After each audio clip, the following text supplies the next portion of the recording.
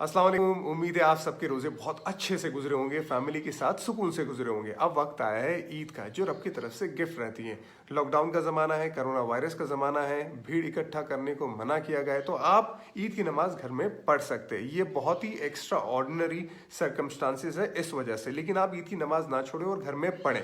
इस्लाम के 4 school of thought से अगर जो भी स्कूल ऑफ थॉट्स के हिसाब से अगर आप घर में ईद की नमाज और खुतबा नहीं पढ़ सकते, ये अलग बात है। ये वीडियो उन लोगों के लिए जिनको घर में ईद की नमाज पढ़नी है। बहुत सिंपल है। ईद की नमाज और जो बाकी की नमाजें रहती है उसमें सिर्फ इतना फ़र्क रहता है कि ईद की नमाज में 6 ज़ायद तकबीरें रहती है। आपने ईद की नमाज की नीयत बांधी, आपने सना पढ़ी, सना पढ़ने के बाद आपको अपने हाथ कान की तरफ ले जाने, अल्लाह अकबर कहना है, हाथ छोड़ देने।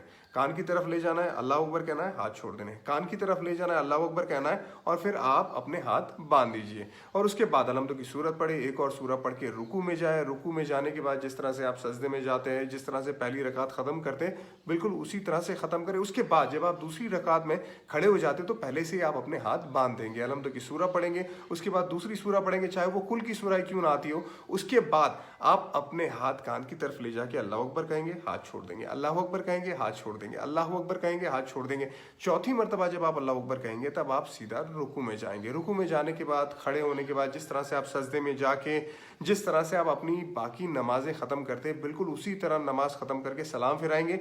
ये आपकी ईद की नमाज हो गई। उसके बाद खुतबे की बात आती है। देखिए, खुतबा जुमा की नमाज में नमाज से पहले होता है और ईद की नमाज में नमाज के बाद होता है। बहुत सिंपल, अगर आपको खुतबा पढ़ना है तो बहुत सिंपल मैं खुतबा आपको बताऊंगा। आप खड़े हो जाए, उसके बाद आप तकबीर पढ़े, अल्लाहु अकबर, ला इलाहा इल्लल्लाहु वल्लाहु अकबर वलिल्लाहिल हम्द। ये पढ़ लिया आपने, उसके बाद अलहम्दुलिल्लाह की सूरत पढ़ी, उसके बाद आप बैठ गए। ये आपका पहला खुतबा ख़त्म।